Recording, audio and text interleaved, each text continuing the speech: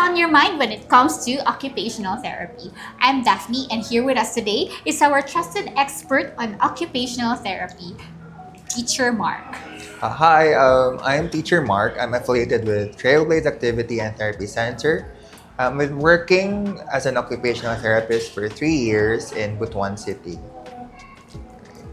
So, Teacher Marc, how do we know if a child needs occupational therapy?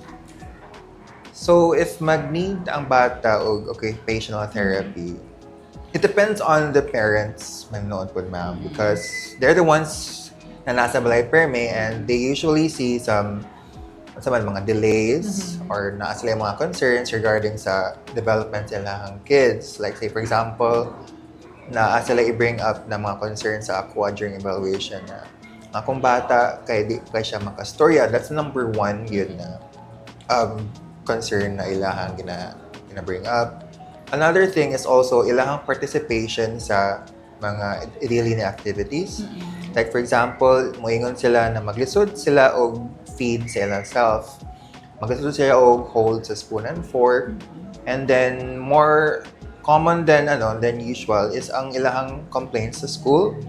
Moingon sila nga ang ingon ng teacher kay na lahi siya og behavior sa uban. Di ka siya maka-focus. And then, ang iya pagkupot sa pencil, dili daw mao. So, those are the things na gina-consider sa mga parents when they want to have a screening sa OT. Or maka-decide na Kasi sila finally sila. to seek kanang help when it comes to occupational therapy. So, what signs should I look for if kanang kutahay nag-start na siya therapy? What signs should I look for if the OT or the occupational therapy is really helping the child? Naagid noon tay mga naatay mga assessment tools na gina-use for screening and then re-evaluation if gusto gid sa mga parents makibaw if ka-progress pa ilang bata. But according to research, there is a specific range of sessions nga makita nila ga-improve ang bata. Because sa study nila, 6 to 10 weeks of OT sessions ka intensive, which is 2 to 3 sessions per week. So, intensive. That would total 30 sessions na makita na nila ang meaningful na improvement sa mga bata. And then, whereas sa behavioral and sensory nga domain, usually by the 5th and 10th week of OT sessions, diha na nila makita nga naanay decrease sa trend of sensory dysregulation, mag-improve na ilang emotional regulation, naanay mga ginagmay na nga improvements na pud ba and progress kibala sila kids. So mana ang basis pud whenever they want to know. Ngayon sila nga, if mga tanan sila teacher na abag specific na timeline. Although, may magignood ko na there is no definite timeline because progress is not linear. Kaya, di ba, naamagit mga variables na maka-affect po sa progress sa bata. Number one yun is ang therapy na duration and intensity. So, mas mo yield ginoon og meaningful improvement if na siya sa 2 to 3 weeks na rin. 2 to 3 sessions. 2 to 3 sessions per week. Oo. Pero kung more, walay problema. Kung more, walang problema. Ang less ang then siya concerned. But naatay istorya po na di ay nga if more sessions, more than 3 to 4 sessions, magdepende po na sa unsaon pag-process po sa bata because matribute po na siya og burnout sa mga kids. Oo. So that's why naagid tayo gina-consider nga balance nga makaya sa bata o tolerate ang demands of OT sessions and then ang demands put sa outside world environment and sa school as well if ever ga school ng kid. And then another variable factor is ang caregiver nga involvement. Because I always stress this with sa mga caregivers na kami therapists, we only do so much with only 1 hour per week or 2 hours at max. Kaya that's the usual setup man 1 to 2 sessions per week. Whereas sa mga caregivers, they're almost always with the kids all day. So kana as long as ma-carry over gid ang mga home instruction programs, mga home accommodations, makaya gid na og progress. Oo. So I think those are one of the factors po, ma'am. And then, syempre pag paano na ko matel ang difference between a child having a developmental delay and a child simply just developing at their own pace? Interesting ni siya nga kuan, ma'am, because nga topic. Because medyo similar gid bitaw ang developmental delay and ang own pace or taking the scenic route. Sometimes. Oo. So naatay 3 nga i-consider. Number 1 is ang domain na affected sa mga bata. Number 2 is the trajectory of their progression and naabatay mga specific daily functioning nga ka affected. So sa mga kids nga own pace lang ang gina-follow, they usually sa domains there is only one. Ang mga domains dito, it could be social skills, cognitive, and motor. So when it comes to the kids na taking the scenic route, they only have one lag sa mga domains. Maybe mag-result siya sa iyang social skills, but okay ang iyang motor and cognitive. Whereas sa developmental delay, across all domains, medyo naging siya delay. Naging lag. Muna ilang gina-term. And then, not only that, there's also a regression nga man-notice. And then, when it comes to daily functioning, ang kid nga taking his own pace, taking his time, maka-function siya daily. Minimal lang difficulties. Whereas sa ato ang kids nga na developmental delay, it really affects their participation sa pag-play, pag-socialize, dahil sila ang sensory difficulties, and then sa trajectory sa progression for our kids nga take sa scenic route or they're taking their own time, slow ang progress but steady. Whereas the developmental delay nagyoy plateau or kastall gid ang ilahang progress o development.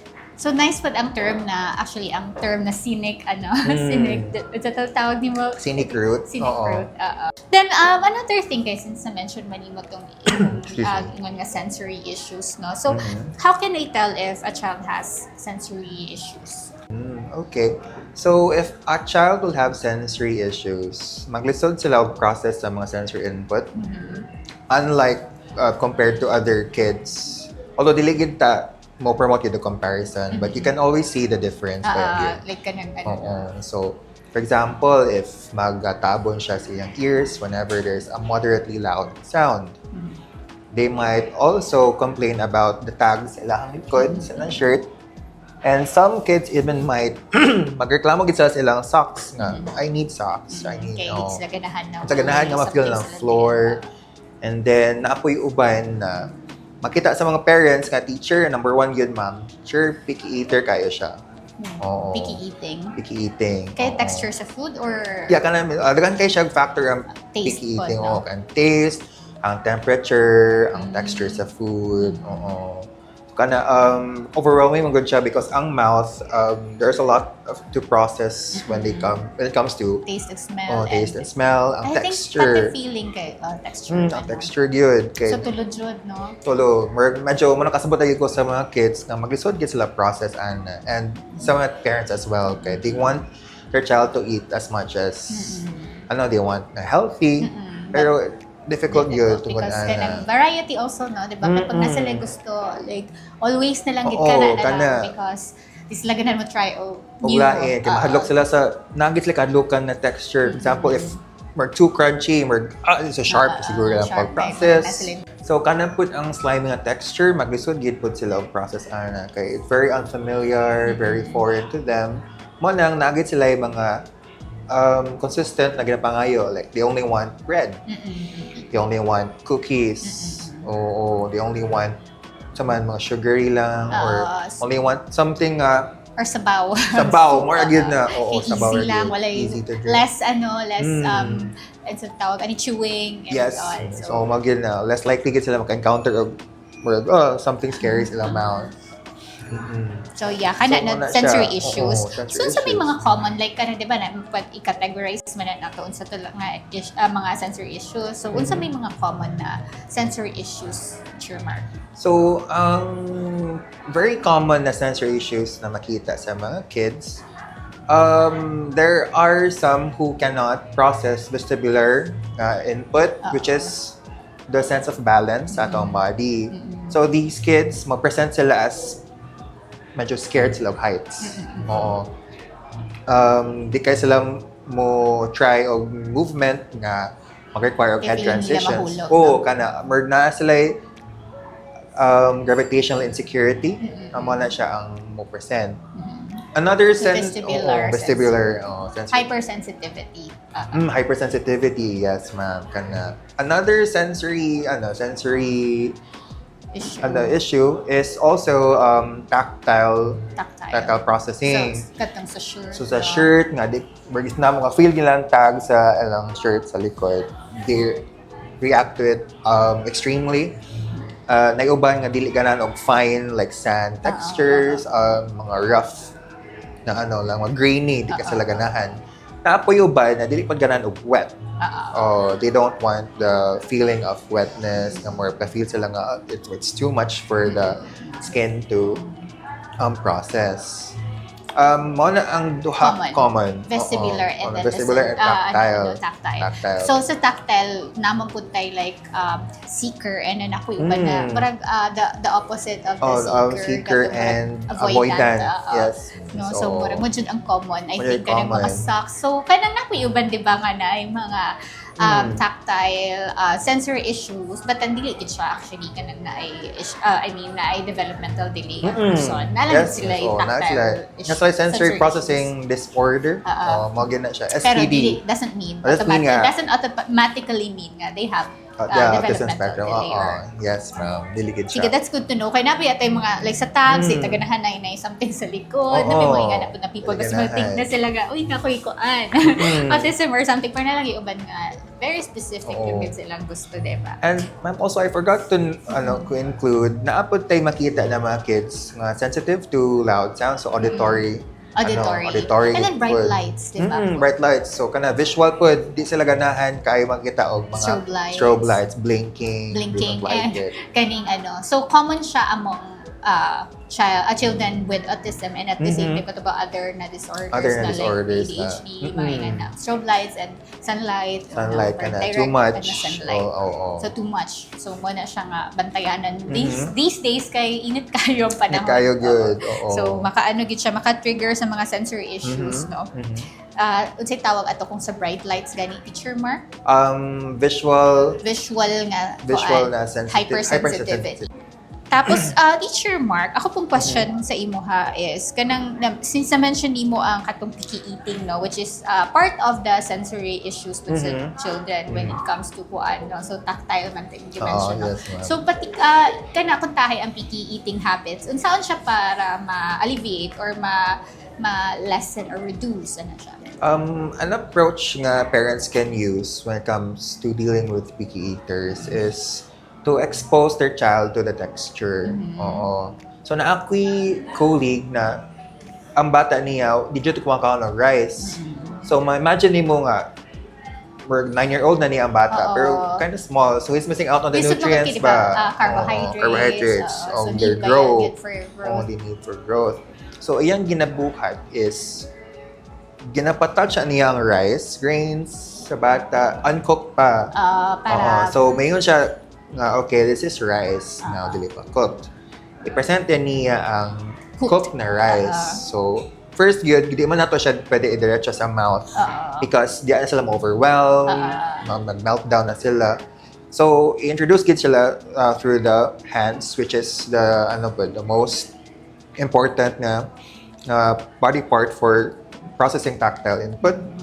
So once na process na niya sa iyang hands, ka-feel na siya, okay, this is familiar, until gradually i-increase na dayon ang input dito sa mouth na mismo ang pag-process sa rice. Man yung kinabuhat. So every session, kina-target din nila ang desensitization sa rice. gradual na pag-increase sa amount. Until such time nga na kaya na niya mag-eat na og rice. So, like gradual increase of exposure na. Right? Exposure yun siya, miss. Oo, kana. It's also important to remember na ang mga kids na picky eaters, dili sila defiance. Oo, dili na ingon nga sila ulo. It's just that overwhelming kayo ang food textures. Kaya, like I mentioned kanina, different na mga sensory input ang ilang gina-process, which is too hard for their brain to integrate, like ang textures sa food. Sa man siya, slimy ba or crunchy? Is it too hot or too cold? Fine or ba kaayo for their tongue to process? Kanayan na. So, mana ang mga approaches na pwede i-take sa mga parents. Gradual lang yun na pag-expose. Oo. Kana. And if ever maka-feel sila overwhelmed sa food na gina-process nila, they can take a break and have some activities na makahelp o calma sa ilahang mga kids. Like for example, mag-push sila og heavy basket or laundry basket or something na mga kids na they'll have fun with, like pushing their toy carts across the room. Or kanang basketball. Basketball na. Para at least ma-distract sila and maka-help na mag-calma sila. Yeah, nag-play at the same time. Nag-play because after processing those textures, the smell, the temperature, overwhelmed na sila. So more low-key, padulong na sila og ma-dysregulate. So it's important na ma-distract sila, ma-regulate sila balik until sa mabot na ang point na pwede na sila mag-try again. Mao na ang mga approaches. Okay, so kanang ang occupational therapy, of course, usually magud atong nahibalan is katong mga behavioral disorder or autism, but ang usual nga concern pud sa ADHD, which is focus and kanang concentration and then other kanang mga executive functions, Teacher Marc, no? Kanang paano maka-help ang occupational therapy sa mga children with katong mga with concerns regarding sa focus or working memory or what else ganitong mga executive function, concentration ba to, emotion regulation, sustain attention, So when it comes to attention and focus, number one gid namon na gina-consider nag-affect ani sa mga kids is their sensory regulation. So what we do is we give them sensory breaks in between tasks because ang bata usually gaano gid sila murag they have a threshold na ang kaya nila og like certain period of time, but very short lang. Yeah, very short. And then taod mawala na din ng attention. So makita nato na ay off-task na mga behaviors, di na kasi sila makasustain. So what we do is we provide sensory input na calming, regulating. Like for example, pwede ta mag-use og mga modified na lang ang ilang chairs. When they're doing homework or nasa sa school, they can try using wobbly chairs. Kana makapromote og movement, or kanang magtuyok-tuyok. Swivel chairs gali man, pwede gid kayo swivel chairs. Tapos okay lang ta nag-iana ang feet, no? Kanang isaka gani kasi even ako kay ko ganahan sa feeling na marag naglingkod lang, fix lang kibali man. Ganan siya i-move and then isaka ang feet sometimes at home. Actually, na ami if ever buhat mi og tabletop activities, we put some resistance bands or TheraBands sa chair para ang mga kids when they're doing a task. Pwede sila mag-put ilang feet, magana-ana sila. Okay, since elastic back kayo ang band, so maka-focus or gapon sila. Kaya at least na movement. Kaya I always try to think of the kid na, okay, na-dyan threshold. Sensory input. Na-input. Ganid yun yung sensory input para mag-work. Ibalik ka prime gapon sila para ma-prepare sila for the future na. Like, sa mag-work sila, mag-office, para maka-function sila, diba? Oo. So, another, when it comes to attention and focus, we also try to integrate behavioral approaches. So, when I say behavioral approaches, dili ni siya punishment nga other may professionals use. Kaya magkakadungog ko sa mga parents na gibunalan or gisingkahan din ang mga bata or face the wall, maganda yung number Dili one. di ay, pwede. Dili siya. Dili ninyo advise or encourage. Because it promotes a sense of isolation sa mga bata. And then, sa mga kids, if ever, ginapa-face the wall, maka-feel sila nga, why am I doing this? Hindi mo ako sala. I was just trying to express what I want.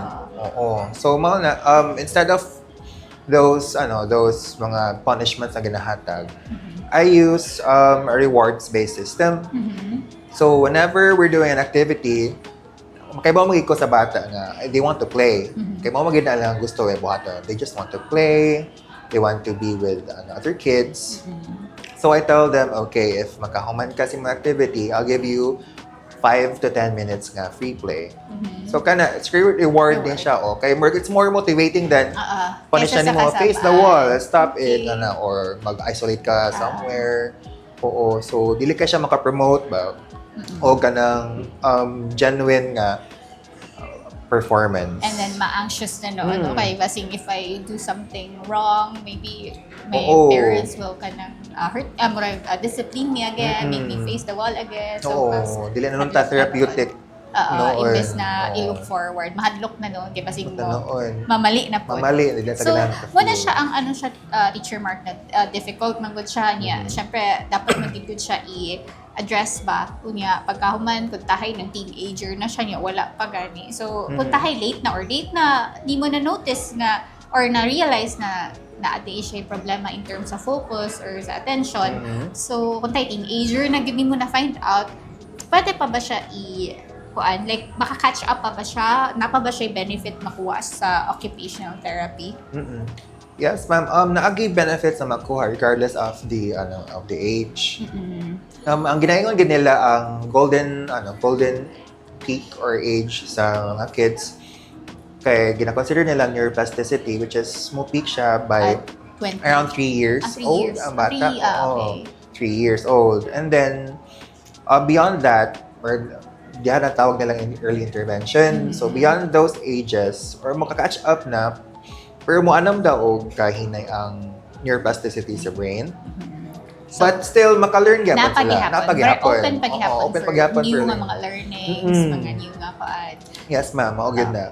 Oo. So, maka-benefit gid sila from occupational therapy because we teach them as teenagers. We teach them more complex na mga skills na need nila i-learn. Because, for example, if from school grade, di ba, kung preschool or grade school, ka-learn sila how to hold a pencil correctly, how to zip or unzip your zippers, unbuttoning, fastening, and then toileting. Dari na sa teenagers, we teach them instrumental activities of daily living. So compared to ADLs, which is the skills that you need para mabuhi, I would like to call ADLs the skills that you need to survive, because this encompasses budget management, community mobility, also those executive functions like prioritizing and planning, organization. Ginatulo na to na sa mga teams. Because compared to neurotypical na mga teenagers, kani sila there are a lot of things na on their plate also. Okay, interest, hobbies. Hobbies, naapay ilahang sensory needs nila, specific sensory needs, naapay emotional regulation pa nila, and especially sa social skills po, because they might become misunderstood. Because maglisod gid sila interpret og social cues, especially sarcasm. Maglisod gid sa sarcasm. Pero po yung others, diba, nga sensitive po sa sarcasm, mas sobra po ka sensitive. Like, maka-feel sila maka-notice tayo nga sarcastic to. Maka-feel sila, maka-sense din sila nga, I think that was sarcastic. Because ang kids nga na neurodivergent. It's either, extreme, basta both extreme. No po, an in-between. No in-between. They can really read your body language. Git sila. As a lot change imohang tone of voice, ang volume increase, naabay mga lines kan nag-form sa forehead, kanang yan agad. They always want to have they always want to see a face na approving. Oo. So Kanang smile. smile or welcoming. dapat happy gid ang ilang makita nga face. Kay ang mga ang sa mga neurodivergent na mga the individuals, they can read facial cues very well. Oo. So what they see sa mga individuals or sa mga people in authority like parents, ilang bosses, kita na nag-frown, mahadlok na sila because okay, I know I think I did something wrong. So mo na ang word na. That's their way of reading emotional or social cues. Oo. Ang imong Body language and facial expressions. So, kung tayo nag-act lang dahil na. Always interpret na dahil. So, gyud, but sometimes naagi mga, depende na iuban, sobra, na iuban po nga, wala nahibalaan, like, wala dyan pakialam, wala dyan siya, di siya aware na kanang naade kay social cue na ginagive, but dili niya mag-gets ang message. So, naagid na So, dili gyud, marag ma-lost gyud in translation. So, actually, medyo dihagin challenging. So, dapat gyud na to ang gihapon dahil na sa occupational therapy. So for parents who are currently medyo kasi, like for example, may mga parents na daghan sa ihang kids, maragdagan mo gid parents na maka-feel ba somehow discouragement, and then maka-feel po sila alone in this battle. Feel lang po ang emotional support from their family and peers. Kaya sometimes, nagihapon na until now ang stigma, and then maingon gihapon na, wala naman na yung problema. Normal na, okay rin na may uban nga na. Giyot ka na, dili nila ma-acknowledge that something is wrong. So, dili kayo sila makaget og emotional support from their families and friends. Kaya dili man nila ma-understand. But sila, ga-acknowledge na sila. So, ma-down sila ba kayo? Wala kasi support. So, unsa may advice mag-give mo sa ila? Okay. So for parents they're going through difficult times, especially with their kids siguro na sa difficulties with their daily functioning. I would tell them that your child doesn't need to be fixed. There's no fixing, there's no curing. Correct. Kung anong say ang strengths and then hone or ikuan siya. Strengthen lang yun ta. We always respect their pace because progress is not linear. We have to make sure na we set our expectations because ang expectations nga too much will only cause to emotional distress. So setting their expectations as well. Slowly but surely, kana lang gid akong ihatag sa ila when it comes to their kids' progress. And then, sa stress management, I want the parents to understand if you feel guilty, na you might feel like you're not doing enough. Bisag di makita sa mga other people na yung mga effort, just know that your child loves you. They're proud of you. They love you so much because you're doing a lot for them. Again, they always tend to have self-loathing. I'm not doing enough for my child. Dili man enough ang ginabuhat. I have to do more. But parents, you're doing just great. And as long as you carry over the instructions given sa therapists and from teachers, you're going to be fine. Tapos, napang Trailblaze, pwede maka-visit anytime for mga And then, of course, ASP. ASP, ASP. Autism Society of the Philippines sa Butuan chapter na apat na. So, puhon atong i-guest pa nato ang president. Yes. So, Teacher Marc, before ta mag-end, namang may mga klase-klase na myths, So, ato siyang ikuan kung unsay fact o unsa ang myth. So, sige, start ta with occupational therapy is only for children with disabilities. That's a myth because any child can benefit, especially if nasa difficulties with daily functioning. I would strongly advise parents to go to their local occupational therapist clinics and seek help, professional help from them because they know what to do. And then children learn best through play. Yes, ma'am. Yeah, that's a fact because learning comes better. Learning occurs faster when it is embedded in play. Yes, ma'am. And then every child develops at the same pace. That's a myth because Since different yun. Different yun ang kids, progress. And even katong mga na nag-diagnosis actually na Oo. different gani gihapon because Different no patients gihapon. are the same. Yes, kana good. And then screen time can affect a child's development. Oh yeah, that's a fact because daghan kayo of factors ang screen time. Number one, sa fine motor skills. Kaya di ba kung sa screen, pinut lang, swipe lang. Type lang, Oh, wala type writing lang. na. Oo, that actually replaces the persistence nga ginahatag sa play with sand, play with clay, therapy, sa mga toys. Or pag-paint, or pag-draw, Kana, sketch. kaya po, screen time also affects how kids see the environment. Kaya ilang naan lang sa screen, only two-dimensional. Whereas if mag-engage sila og play na with the toys, sa environment, sa sandbox, there's a lot of sensory input, a lot of things na ma-learn nila. That's true. O, kana, yun. And then kanang warag ang pagiging kana delayed gratification. Ma-learn kasi na sa play versus sa kay katulagi nga kung tayo mag-play og mga games lang tapos kung mapilde stop. Oo, stop. Ma-frustrate sila pas kayo. It's very fast-paced mo lang sa screen time. And then pag mapilde, pwede rin nila i-restart eh. So, pwede. So, wala kayo sense of achievement na makuha. And then, occupational therapy is only about helping children with handwriting. Really man that's not true. That's a myth because occupational therapy targets a lot of domains, not just handwriting, but also daily functioning, sa toileting, sa feeding, up to instrumental activities like pet care, household management, kana good.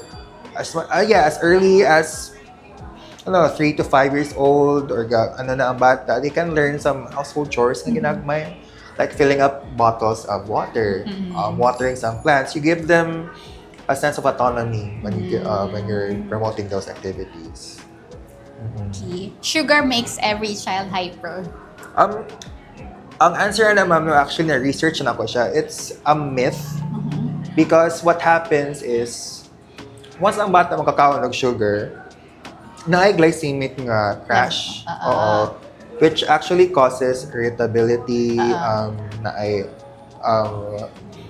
sila di kay sila mahimutang.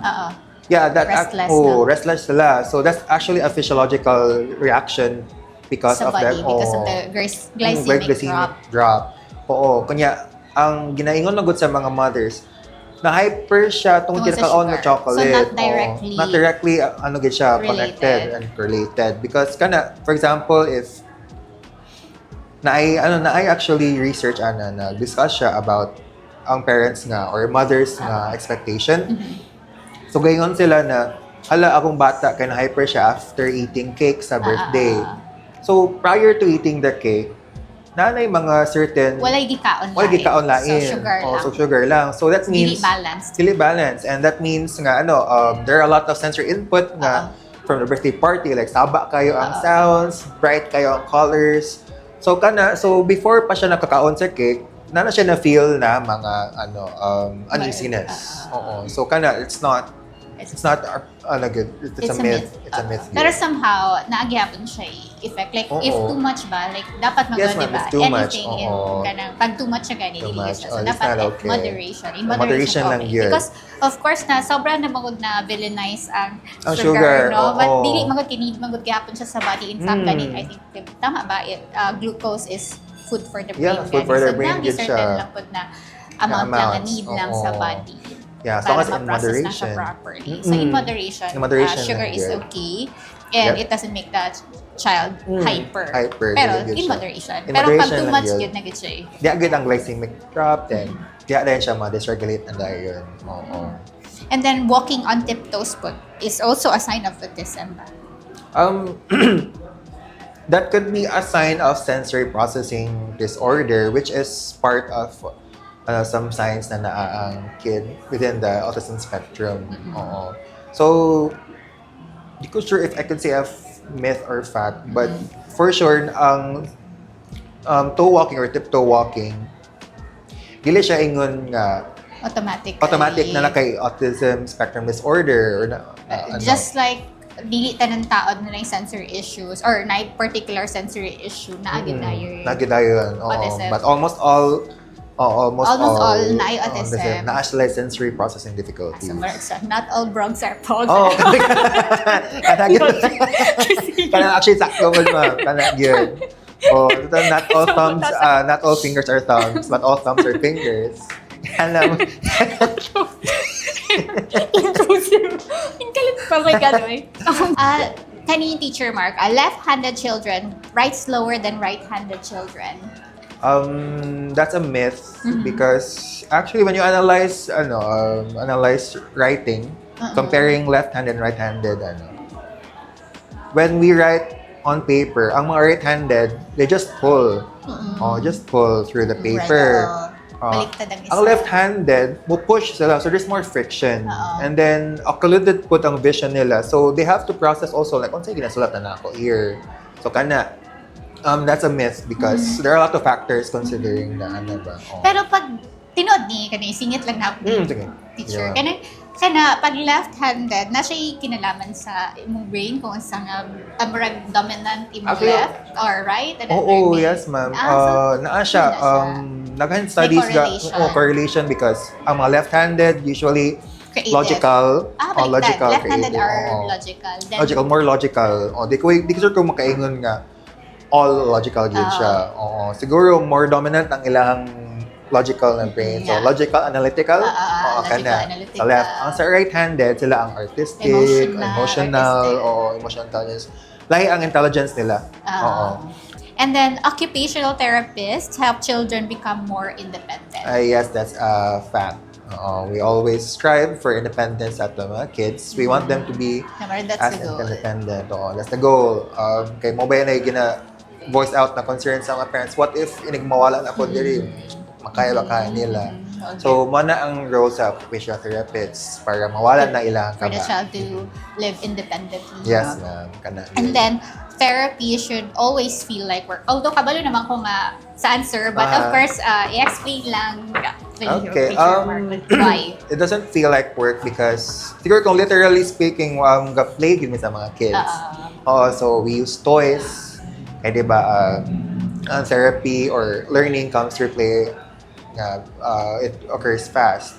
It doesn't feel like work, and it doesn't have to feel like work because when you have the passion to help other kids, to help other people, and when you love kids, you love working with them, and you always want the best, and you want to bring out the best in other people.